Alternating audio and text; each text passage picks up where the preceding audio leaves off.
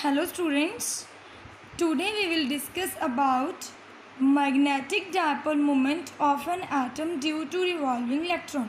कल अपने किया सी ना एक लूप के अंदर करंट नूं प्रोड्यूस करवाया सी, उस तो बाद मैगनैटिक फील्ड उहदे नाल प्रोड्यूस होया सी due to the current and फिर अपने उहदा magnetic dipole movement find out किया सी। एवें अज आपां मैगनैटिक डायपोल मूवमेंट किसी एटम का कढ़ना है किहदे ड्यू टू रिवॉल्विंग इलैक्ट्रॉन, मतलब इलैक्ट्रॉन नूं आपां रिवॉल्व करवावांगे उस एटम के उपर तो फिर वह magnetic dipole movement find out करांगे। तो इसे टॉपिक नूं आपां ना बोहर मैगनेट्रॉन भी कह सकते हैं। तो बोहर मैगनेट्रॉन भी मैं दसूँगी किवें फाइंड आउट करना है एंड मैगनैटिक डायपोल मूवमेंट भी मैं फाइंड आउट करवाऊँगी किस तरह फाइंड आउट करना। ठीक है बेटा, देखो ये बोहर मॉडल यूज़ करांगे। बोहर मॉडल दे तुहानूं पता ही है भी जिहड़ा अपना इलैक्ट्रॉन हुंदा है उहदे उपर नैगेटिवली चार्ज हुंदा है एंड जिहड़ा अपने कोल न्यूक्लियस हुंदा है किसी भी एटम जिहड़ा आपां एटम लै रहे हैं उहदे उपर पॉजिटिवली चार्ज हुंदा है। ठीक है, तुहानूं पता ही है। हुण देखो आ मैंने डायग्राम दे विच इस तरह ही बनाया होया, आ मैंने कोई लूप लै ली। ठीक है, उहदे उपर इलैक्ट्रॉन मेरा रिवॉल्व कर रहा, एटम लै लिया, एटम की लूप लै ली, उहदे उपर इलैक्ट्रॉन मेरा रिवॉल्व कर रहा with a velocity v and centre दे विच उहदा न्यूक्लियस हुंदा आपां नूं पता ही जिहदे उपर पॉजिटिव चार्ज हुंदा है ना। उहदे जिहड़े प्रोटोन्स ने वो किन्ने ने, प्रोटोन मतलब जिवें एटॉमिक नंबर Z है एंड जे आपां चार्ज की गल करिए दैन उत्ते चार्ज है +ZE। हुण आपां ये देख रहे हैं भी जिहड़ा इलैक्ट्रॉन आ वो अपना एंटी क्लॉकवाइज डायरैक्शन दे विच रिवॉल्व कर रहा अराउंड अ पाथ है ना, अराउंड अ ऑर्बिट, मतलब एक की है अपने को इलैक्ट्रॉन एंटी क्लॉकवाइज जिवें कल अपने लूप के अंदर करंट नूं आपां ने मूव करवाया सी ना, फ्लो करवाया सी in the anti clockwise direction. अज अपना जो इलैक्ट्रॉन आ वो एंटी क्लॉकवाइज डायरैक्शन के रिवॉल्व कर रहा, बट जो अपना इलैक्ट्रॉन नैगेटिव टू पॉजिटिव जाता मतलब अपना एंटी क्लॉकवाइज डायरैक्शन के रिवॉल्व करता है तो अपनों करंट पता भी करंट कन्वेंशनल करंट आप फ्लो करते हैं वही डायरैक्शन की हो जाती है क्लॉकवाइज, पॉजिटिव टू नैगेटिव, क्योंकि जो अपना इलैक्ट्रॉन एंटी क्लॉकवाइज मूव कर रहा दैन मैंने जोड़ा अपना की है जोड़ा अपने को करंट है वो किस तरह मूव करूँगा मेरा, वो किस तरह मूव करूँगा मेरा, किस तरह मूव करूँगा वो मेरा क्लॉकवाइज डायरैक्शन दे विच। ठीक है बेटा, तो हुण जिहड़ा सेंटर तो मैंने इलैक्ट्रॉन तक दी जिहड़ा रेडियस लिया वो मैंने R ले लिया, जिहड़ा इलैक्ट्रॉन रिवॉल्व कर रहा विद द वेलोसिटी v नाल रिवॉल्व कर रहा। हुण तुहानूं मैनूं ये तां गल समझाउण दी जरूरत है नहीं भी कल जिवें मैं तुहानूं दस्सिया सी ना भी जिहड़ी करंट कैरिंग लूप है जो उहदे विच मैगनैटिक फील्ड प्रोड्यूस हो जाता वो मैगनैटिक डायपोल की तरह बिहेव करती है ना। तो ये की है हुण देखो अपने को इलैक्ट्रॉन एंटी क्लॉकवाइज डायरैक्शन दे विच घूम रहा है, जिहड़ा मेरा करंट है वो मेरा क्लॉकवाइज डायरैक्शन दे विच घूम रहा है। हुण आपां नूं पता है भी due to the current magnetic field produced, ये तुहानूं पता ही है ना, कल मैंने तुहानूं दस्सिया सी भी करंट जिस डायरैक्शन दे विच करंट जाऊगा उस डायरैक्शन दे विच ही अपना की हुंदा है मैगनैटिक फील्ड प्रोड्यूस हुंदा। देखो कल मेरा करंट एंटी क्लॉकवाइज डायरैक्शन दे विच सी, आ देखो करंट मेरा एंटी क्लॉकवाइज डायरैक्शन दे विच सी, दैन मेरा मैगनैटिक फील्ड प्रोड्यूस होया in the outward direction, in the upward direction, anti clockwise direction है ना, आउटवर्ड दे विच प्रोड्यूस होया। बट जिहड़ा मेरा अज वाला जिहड़ा करंट है वो क्लॉकवाइज डायरैक्शन दे विच आ, दैन मेरा जिहड़ा मैगनैटिक फील्ड होगा वो भी की होगा क्लॉकवाइज डायरैक्शन दे विच, मैगनैटिक फील्ड भी मेरा की होगा क्लॉकवाइज डायरैक्शन दे विच, मतलब इनवर्ड डायरैक्शन दे विच, मतलब की हो गया अपने को इनवर्ड डायरैक्शन दे विच फाइंड आउट हो गया। इत्थे भी आप राइट हैंड थंब रूल लगावांगे, तुहानूं समझाने की जरूरत है नहीं, कल मैंने बहुत चंगी तरह समझाया सी। जिन्होंने ने कल वाली वीडियो नहीं देखी पहला वो वीडियो देखो फिर तुहानूं ये वाला टॉपिक समझ आऊगा, समझ आ गया किवें अपने right hand thumb rule apply किया सी, किवें अपने करंट कैरिंग लूप नूं मैगनैटिक डायपोल मूवमेंट दे विच शो किया सी, उहदा फाइंड आउट किया सी। हुण आपां नूं पता भी मैगनैटिक फील्ड प्रोड्यूस हो गया, जिवें उहदे विच मैगनैटिक फील्ड प्रोड्यूस होया उन्ना ही उहदे विच की हुंदा गा मैगनैटिक डायपोल मूवमेंट। ये मैं तुहानूं फाइंड आउट करना सिखानी है भी किवें हुंदा। आपां ने करंट कैरिंग लूप दा फाइंड आउट कर लिया सी भी किन्ना हुंदा NIA, ये मैं फाइंड आउट करना सिखाया सी ना तुहानूं कल। देखो जो अपने magnetic dipole movement find out करना है, हुण आपां ने फाइंड आउट तां इलैक्ट्रॉन का भी ऑफ एन एटम का भी की फाइंड आउट करना, मैगनैटिक डायपोल मूवमेंट ही फाइंड आउट करना, तो अपने को करंट होना जरूरी है। तो सब तो पहले आप करंट नूं फाइंड आउट करांगे। ठीक है, तो देखो मैंने लिखी हुई है चीज़ें सारी। In Bohr model a negatively charge particle electron revolves around a positively charge nucleus. If we have to find the magnetic dipole moment, then firstly we will find the current. तो सब तो पहले आप करंट फाइंड आउट करांगे क्योंकि अपने को magnetic dipole movement दे विच करंट आंदा। ओके, अपन पता भी N is the number of turns and I is the current flowing in the current carrying loop and A is the area. ठीक है जी, चलो तो अपन को पता है भी जो अपने करंट को फाइंड आउट करना हो तो फॉर्मूला होता Q/T। तो Q इज़ चार्ज कि वजह करके इलैक्ट्रॉन, तो मैं E/T लिख सकती हाँ। E कितना चार्ज होंगे -1.6 इंटू 10⁻19 होंगे है ना। परफॉर्म यूनीफॉर्म सर्कुलर मोशन, यदा की है यूनीफॉर्म सर्कुलर मोशन है। देखो यूनीफॉर्म सर्कुलर मोशन है जिन्हों पर स्टेशनरी है, मतलब in the stationary heavy nucleus आ, स्टेशनरी हैवी न्यूक्लियस आ जिहदे विच उहदा पाथ की है सर्कुलर पाथ है, यूनीफॉर्म सर्कुलर पाथ जिहदा विच जिहड़ा चार्ज है न्यूक्लियस वो कितना है +ZE। समझ आ गया। तो अपने को I is equal to E/T आ गया। हुण E is a charge of electron तुहानूं पता ही है and T is a charge of electron तो आपको पता ही -1.6 इन 10⁻19। बट अपन टाइम पीरियड नहीं पता भी टाइम पीरियड ऑफ रिवोल्यूशन, मतलब उन्होंने एक चक्कर एक पाथ पूरा करने दे विच कितना टाइम लगता। तो पहले आप टाइम नू फाइंड आउट करांगे। टाइम नू फाइंड आउट करने के लिए मैंने फॉर्मूला पता V is equal to displacement upon time या फिर डिस्टेंस अपॉन टाइम, या फिर टाइम नू कढ़ लूँगी डिस्टेंस अपॉन V है ना। डिस्टेंस मैनू पता भी कि सर्कुलर पाथ लै रहा लूप का तो वह पाथ कितना होंगे 2πr इन्ना होंगे ना पाथ। ये तुम +1 दे विच करके चुके हो तो मैंने 2πr ले लिया अपॉन V ले लिया। मैंने टाइम पीरियड कढ़ लिया।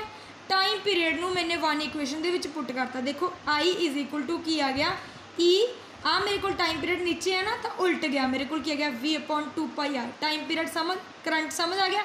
हुण अपने करंट फाइंड आउट कर लिया। अगला की करना अपने मैगनैटिक डायपोल मूवमेंट। याद रखियो I is equal to EV/2πr। हुण अपने magnetic dipole movement find out करना है। As we know that any of current carrying loop have magnetic dipole movement. जिहदे कोल करंट आ गया लूप कोल ਉਹਦਾ मैगनैटिक डायपोल मूवमेंट कुछ ना कुछ तो होगा ही। कल आप फाइंड आउट करके चुके हैं M is equal to NIA।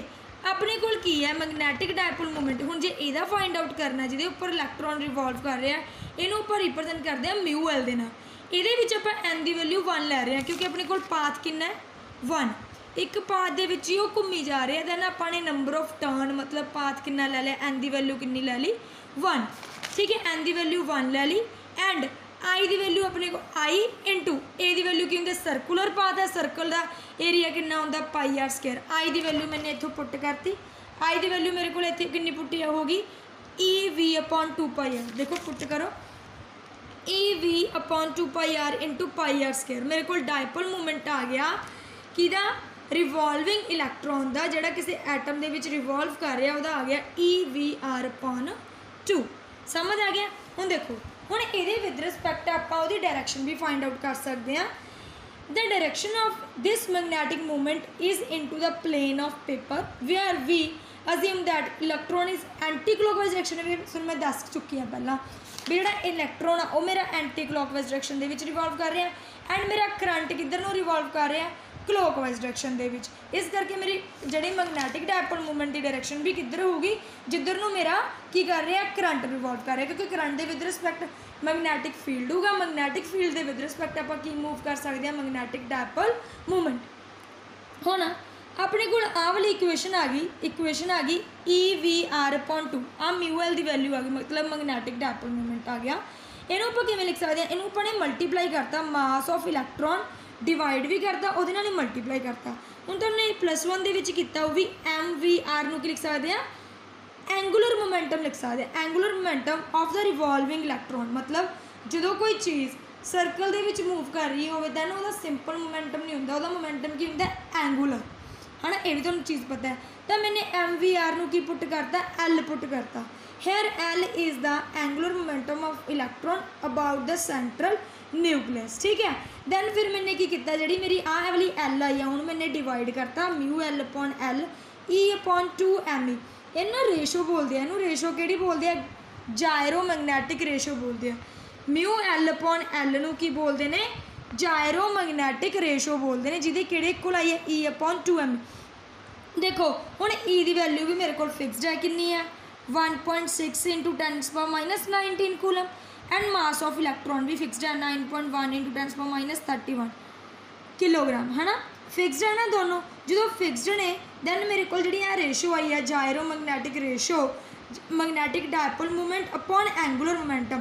Ji ratio आई है जायरो मैगनैटिक रेशो, ये वैल्यू की है फिक्सड, मतलब ਜਿਹੜੇ भी ऑर्बिट ਦੇ ਵਿੱਚ इलैक्ट्रॉन रिवॉल्व करूगा ਉਹਦੀ ਜਿਹੜਾ magnetic dipole movement upon angular momentum की जी रेशो आऊगी वो क्या आऊगी फिक्सड। ये तुसी कैलकुलेट करके देख सकते हो, ये वैल्यू फिक्सड आऊगी, कितनी आऊगी 8.8 × 10⁻10 कूलम पर किलोग्राम। ओके जी, फॉर एन इलैक्ट्रॉन। हुण ये विद रिस्पैक्ट ही आपां नूं पता लग गया भी आपां ने मैगनैटिक डायपोल मूवमेंट भी फाइंड आउट करना सीख गया, EVR/2 एंड जायरो मैगनैटिक रेशो भी सीख ली है ना, भी यदी वैल्यू भी फिक्सड आती है। एक आप बोहर मैगनेटोन भी ये थ्रू फाइंड आउट कर सकते हैं। देखो consider the Bohr model, Bohr assume that angular momentum of a discrete set of value, discrete का मतलब होंगे डिफरेंट वैल्यूज़, जिमें एन की वैल्यू 1 2 3, तो वो एंगुलर मोमेंटम आता वो कितना होंगे L = NH/2π। ये तुम देखा होगा, तुम समझा होगा integral value of angular momentum NH/2π। देखो सारी वैल्यू फिक्सड होंगे ने, एन की वैल्यू डिफर करती है 1, भी जे 1 ऑर्बिट है एक पाथ है तो 1 लैने, जे 2 ने तो 2, जे 3 ने तो 3। तो NH की value fixed, Planck constant 6.63 × 10⁻34 joule second, and 2 pi की वैल्यू 3.14 है ना। ये वैल्यूज़ पुट कर सकते हैं आप, है ना। ये आप एंगुलर मोमेंटम फाइंड आउट कर सकते हैं डिस्क्रीट वैल्यूज़ के नाल। This condition of discreteness is known as Bohr quantization condition. Bohr quantization condition मतलब एन की वैल्यू 1 के लिए यदी वैल्यू आऊगी, एन की वैल्यू 2 के लिए यदी वैल्यू होगी, एन की वैल्यू 3 के लिए वैल्यू होगी।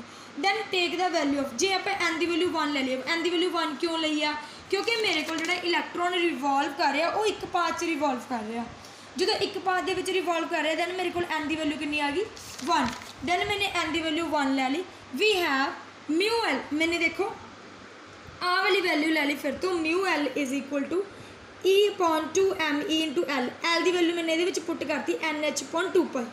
देखो एल की वैल्यू मैंने पुट की, आ वैल्यू ले ली ना म्यू L/E/2me × L। एल की वैल्यू मैंने पुट करती, एल की वैल्यू 1 है तो की आ गया अपने को E, एल की वैल्यू पुट करती H/2π पुट करती ना, देखो एम पुट कर दूँगी E/2me × H/2π, तो की आ गया EH/2 4πme। हम देखो ए भी वैल्यू फिक्सड ने, ई की वैल्यू 1.6 × 10⁻19, एस की वैल्यू 6.63 × 10⁻34, 4 फिक्सड है, पाई की वैल्यू 3.14, मास ऑफ इलैक्ट्रॉन कितना आ गया 9.1 × 10⁻31। ए भी वैल्यू फिक्सड आ गई। जी μ1 L आई है, मैं मिनीमम लिखा हुआ क्योंकि एन की वैल्यू 1 के लिए मिनीमम वैल्यू है 9.27 × 10⁻24 ampere metre square. Ampere metre square कितों आया, आपको पता ना भी जो अपने को मैगनैटिक डायपोल मूवमेंट होंगे, कल मैंने यूनिट भी कढ़नी सिखाई सी कि होंगी हैगी NIA, N is the unit होंगी नहीं, वह नंबर है, आई की यूनिट एम्पीयर है, ए की यूनिट मीटर स्क्वायर है। इनू बोलते हैं बोहर मैगनेटोन जिहदी वैल्यू फिक्सड होंगी है। ओके बेटा, समझ आ गई ये वाली गल, क्लीयर आउट होगी। हुण जे तुसीं एन की वैल्यू इत्थे 2 पुट करोगे तो तुहाडे कोल वैल्यू थोड़ी मैक्सीमम आऊ, 3 के लिए पुट करोगे वैल्यू मैक्सड आऊ, मतलब जी आ वाली वैल्यू आ ये मिनीमम वैल्यू फॉर n = 1 जो अपने को इलैक्ट्रॉन कि रिवॉल्व कर रहा ओनली इन 1 पाथ। समझ आ गया, तुहानूं समझ आ गया भी आपां किवें भी किसी एटम दा magnetic dipole movement find out कर सकते हैं जो इलैक्ट्रॉन की कर रहा रिवॉल्व कर रहा, किवें उहदा बोहर मैगनेटोन आपां फाइंड आउट कर सकते हैं। समझ आ गया। ये मैंने तुहानूं 3 गल्लां सिखाईयां ने। करंट सब तो पहले अपने करंट फाइंड आउट किया, करंट तो बाद अपने magnetic dipole movement find out किया, फिर उस तो बाद मैंने तुहानूं सिखाया भी जायरो मैगनैटिक रेशो की होंदी है magnetic dipole movement upon angular momentum, फिर उस तो बाद अपने बोहर मैगनेटोन कढ़ना सीखा। These topics are very very important and this topics are basics, ये बेसिक ने, इन्हों चंगी तरह ध्यान नाल कर लियो। ओके बेटा, थैंक यू।